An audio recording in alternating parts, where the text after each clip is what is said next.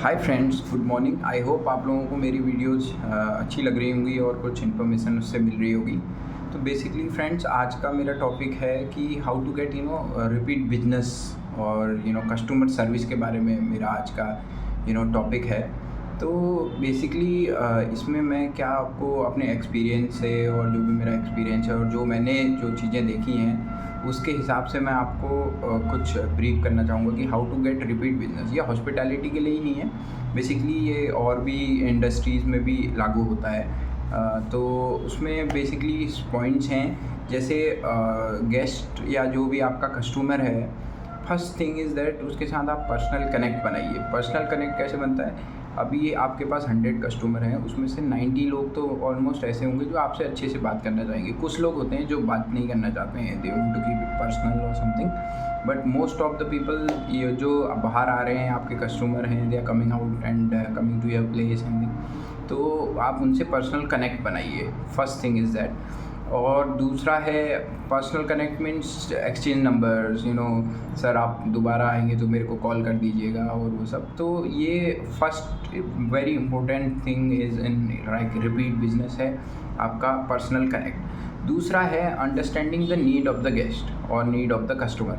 मतलब आपको समझना है, अभी जैसे just for example, if you have table seating with a chair और with a sofa, but sofa वाले में आपके 5 गेस्ट बैठ सकते हैं, बट चेयर वाले में 2 ही बैठ सकते हैं। तो if guest is coming with, एक गेस्ट आ रहा है इन्फेंट के साथ, छोटा बच्चा है उनके साथ, तो अगर आप उसको वो 2 की टेबल देने के बजाय थोड़ी बड़ी टेबल दे दोगे विथ सोफ़ा, तो क्या वो कंफर्टेबली बैठ सकते हैं।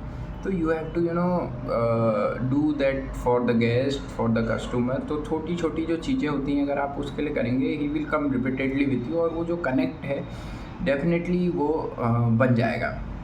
तीसरा है giving some discounts. Definitely discount जितना भी आप अलाउ कर सकते हैं उतना डिस्काउंट अलाउ करने का, because there are multiple options, बहुत सारे ऑप्शंस हैं। तो जो आप कस्टमर को डिस्काउंट्स देते हैं और उसके लिए भी कस्टमर्स रिपीटेड होते हैं। चौथा है maintaining the quality of your service and product. अगर आपकी क्वालिटी ऑफ द फूड और of the whatever product you are selling is not good, मतलब कंसिस्टेंट नहीं है, आज ऐसा आ रहा है, कल को वैसा आ रहा है, परसों को कुछ और आ रहा है, तो गेस्ट क्या है या कस्टमर जो भी आपका है वो बोलेगा यार यहाँ मज़ा नहीं आ रहा है। मतलब बोले कभी कुछ देते हैं, कभी कुछ देते हैं, कभी कुछ देते हैं। तो ये बहुत इंपॉर्टेंट चीज़ है कि quality of your product and your services जो आप प्रोवाइड कर रहे हैं वो टॉप नॉच होता है, थोड़ा ऊपर नीचे, बट कंसिस्टेंट होना चाहिए बेसिकली।